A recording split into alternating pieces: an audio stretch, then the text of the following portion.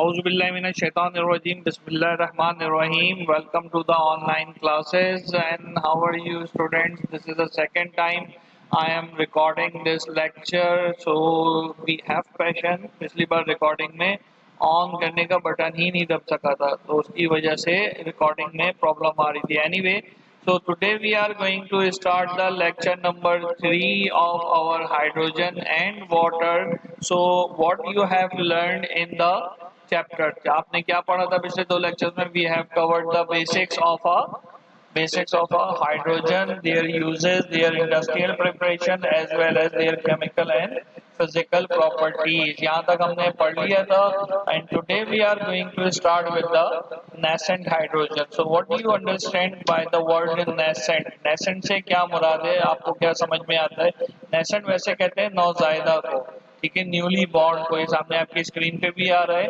तो hydrogen at the time of generation, जिस वक्त हाइड्रोजन रिएक्शन के नतीजे में वजूद में आ रही होती है, तो वो अपनी एटॉमिक स्टेज में होती है और at that time it is more reactive as compare to the molecular form which usually hydrogen found. ठीक है, H2 की शक्ल में पाई जाती है ना, तो H2 की जो शक्ल है उसके अंदर आपके सामने वो मोर रिएक्टिव नहीं होती है. इसकी दो एग्जांपल्स देखते हैं. पहली एग्जांपल ये फेरिक क्लोराइड है. If it is reacting with the hydrogen it show no reaction because hydrogen molecules are already saturated. सही है. But if ferric chloride is going to react with the nascent hydrogen in the presence of some catalyst, so it will form the ferrous chloride and also hydrogen chloride HCl भी ये बना देता है.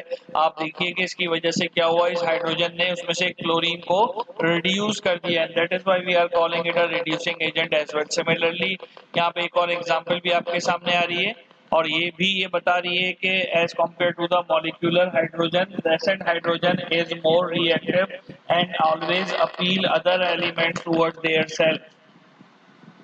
Okay, the next topic is the next topic क्या है हमारे पास? Next topic is isotopes of hydrogen. Before we go with the definition of isotopes of hydrogen, we have a two formal definitions of isotopes. ठीक है, लेकिन उससे पहले बेटा ये एटॉमिक नंबर का कॉन्सेप्ट और एटॉमिक मास या मास नंबर का कॉन्सेप्ट आपको रिकॉल करना होगा. What is this? ये है क्या चीज? एटॉमिक नंबर या मास नंबर से क्या मुराद है जी? क्या मुराद है एटॉमिक नंबर और मास नंबर से?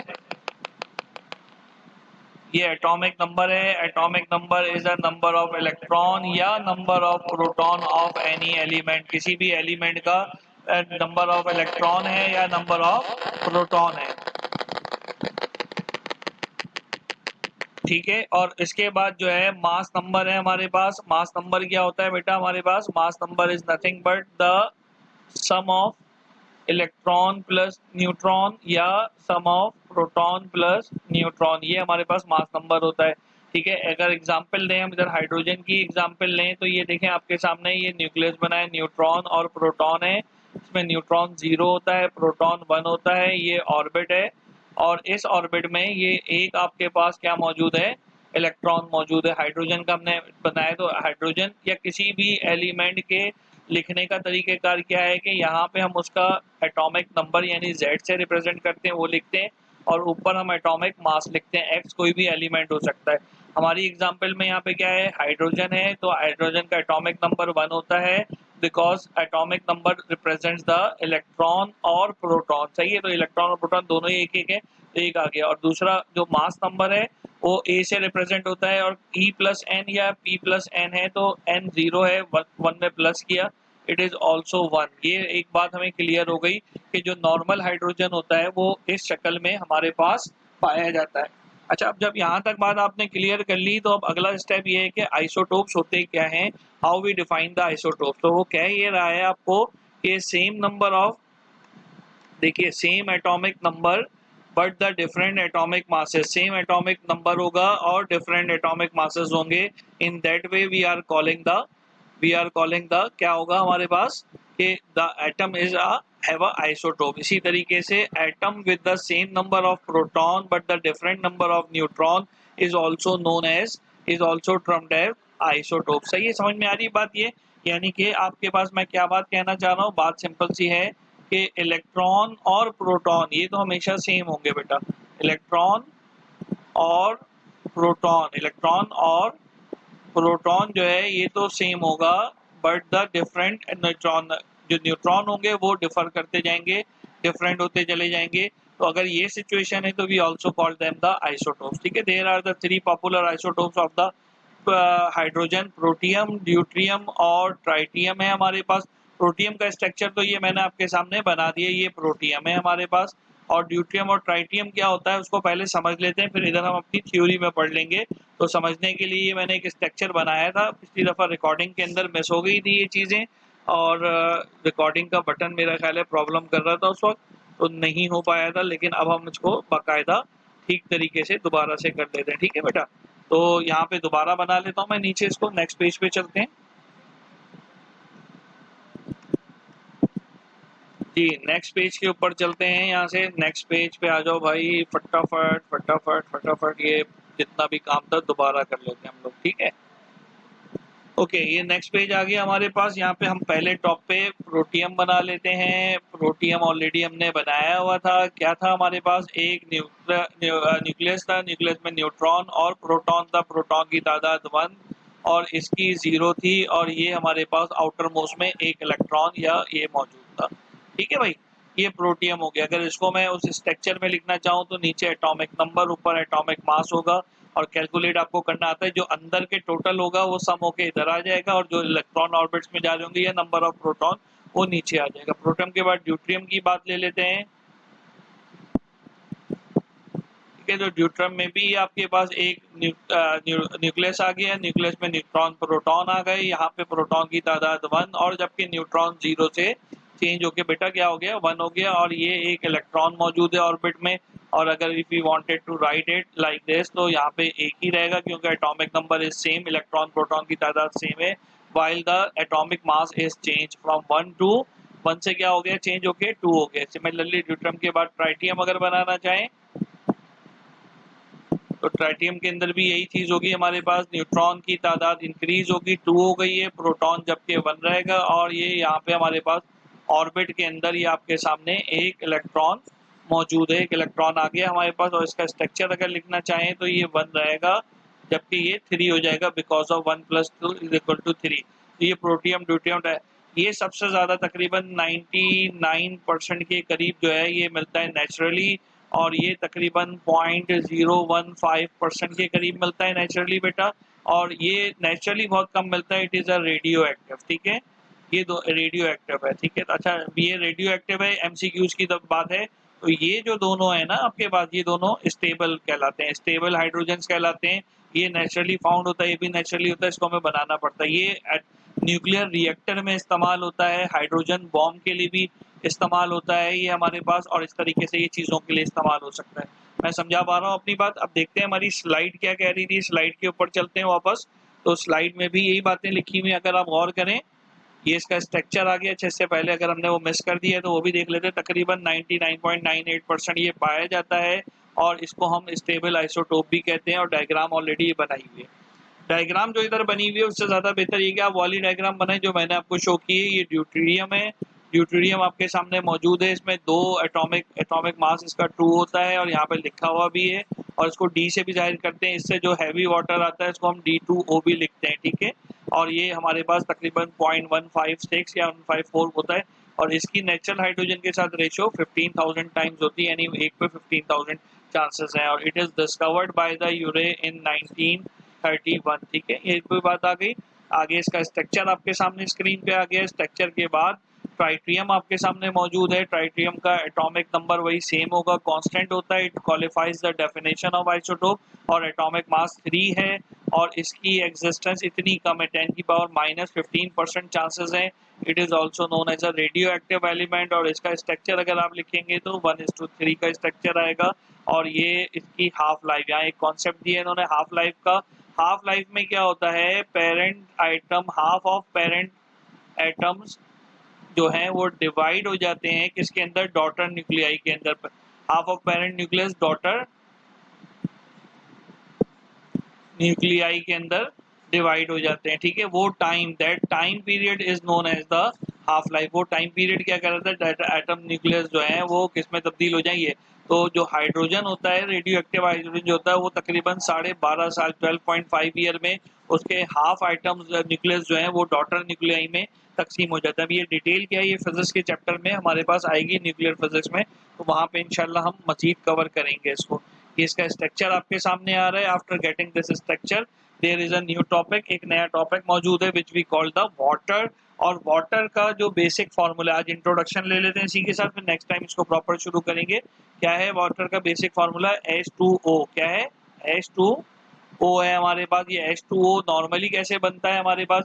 लिखने वाले तो ऐसे भी लिखते हैं इक्वेशन को H2 + 2O, है ना, O2 + O2 यहाँ पे आपके पास, और ये बता देते हैं कि जी 2H2O, ये बन गया वाटर बन गया, ठीक है। लेकिन इसमें बीच की जो एक स्टेज है उसमें ये हाइड्रोनियम आयन बनता है H3O पॉजिटिव और प्लस का OH नेगेटिव, हाइड्रो ऑक्सिल आयन। इस आयन को हम क्या कहते हैं? हाइड्रो ऑक्सिल आयन, हाइड्रो ऑक्सिल आयन, और ये कहलाता है हाइड्रोनियम आयन।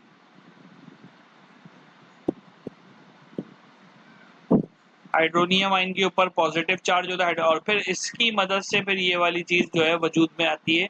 ये वाटर का एक्चुअली जो है रिएक्शन है, ठीक है। दुनिया में तकरीबन 3/4 जो है वाटर है, 3/4% जो है ऑफ वर्ल्ड, और जो अर्थ क्रस्ट है वो वाटर के ऊपर है। तकरीबन 75% हिस्सा दुनिया का वाटर के ऊपर है। इस वाटर में हमें बहुत सी चीजें पढ़नी है। जो मजेदार 2-3 चीजें हैं उनको हाईलाइट कर देता हूँ अभी आपको, ताकि आप आगे समझ सकें। उसमें सबसे पहली चीज तो वाटर की यही है हमारे पास कि वाटर का स्ट्रक्चर क्या है और वाटर किस तरीके से आपके सामने फाइंड आउट करता है, ठीक है। इसकी फिजिकल प्रॉपर्टीज देख लेते हैं तेजी से, नोट भी करते जाएं अगर आपके पास पेंसिल है मौजूद है, ठीक है। वाटर का जो बॉइलिंग पॉइंट होता है बेटा वो 100 डिग्री सेंटीग्रेड होता है, हम सबको पता है। वाटर इज कलरलेस भी होता है, it is also tasteless and odourless, ठीक है। और जमता कब है पानी? पानी 0 डिग्री पे जमता है, तो लिहाजा we called it its freezing point is 0 degree centigrade, ठीक है। प्योर वाटर जो होता है उसकी जो आप power of hydrogen pH plus pOH पढ़ा था ना आपने पिछले साल 9th क्लास के अंदर, तो वही उसकी जो पीएच होती है वो 7 होती है।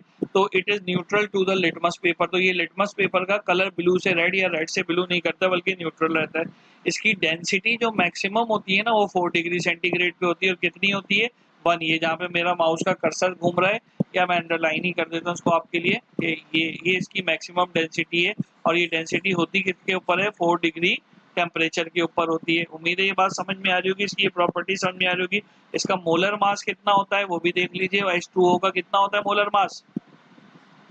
भाई H2 और ये O है, तो मोलर मास कैसे निकालते हैं? 2 हाइड्रोजन है प्लस एक जो है वो ऑक्सीजन है। यहाँ पे आपके पास ऑक्सीजन का एटॉमिक नंबर 16 होता है, इसका 1 होता है, 2 1 जा 2 + 16 यानी कि कितना होता है? 18 AMU या 18 ग्राम। अगर ग्राम मोलर मास के अंदर कहेंगे तो उसको ये 18 बन जाता है। याद है ना सबको ये? इसकी लेटेंट हीट ऑफ फ्यूजन कितनी है? लेटेंट हीट ऑफ फ्यूजन इसकी तकरीबन होती है, यहाँ लिख भी लीजिए, लेटेंट हीट ऑफ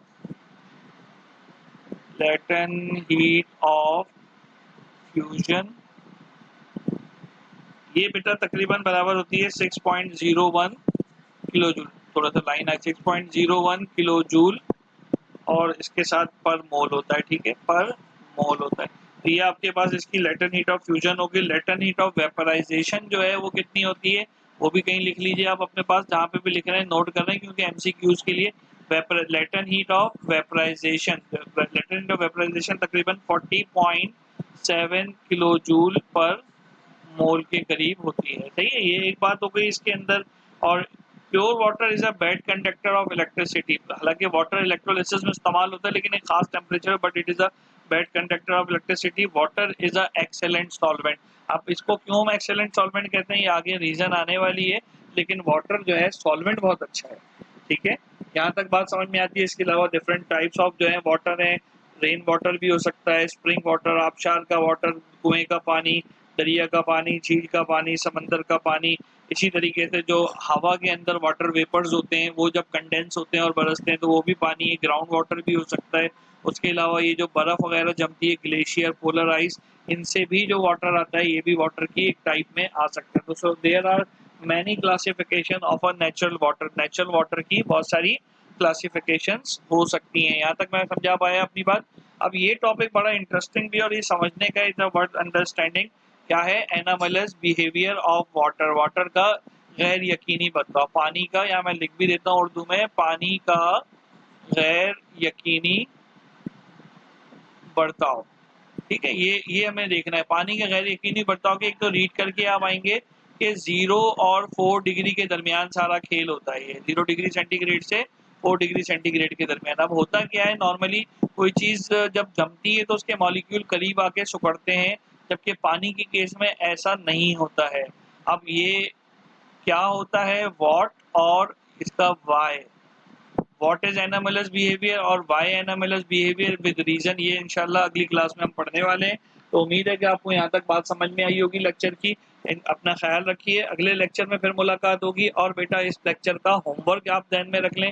होमवर्क यही है, एक तो नेसेंट हाइड्रोजन क्या होती है, डिफाइन द नेसेंट हाइड्रोजन, और उसके बाद नेसेंट हाइड्रोजन के बाद क्या है आपके पास, क्या पढ़ा था हमने, आइसोटोप्स। तो हाइड्रोजन क्या, discuss the isotopes and the isotopes of hydrogen. ठीक है, आइसोटोप्स ऑफ हाइड्रोजन लिखने हैं। अच्छा, एक सवाल आपसे वैसे ही करता हूँ कि would you mind to give me 1 example और 2 एग्जाम्पल ऑफ आइसोटोप, हाइड्रोजन के अलावा भी कोई दे सकते हैं। चले मैं देता हूँ, सल्फर के भी आइसोटोप्स होते हैं, कार्बन के भी आइसोटोप्स होते हैं, और ऑक्सीजन के भी होते हैं। तो आप नेट पे गूगल करें, देखें आपको क्या कोई और आइसोटोप्स मिल रहे हैं, वो भी मुझे चेक करके बताइएगा। ठीक है, if you like our lecture kindly do subscribe our both channel which are popping up on your screen. Take care of your self, अल्लाह हाफिज।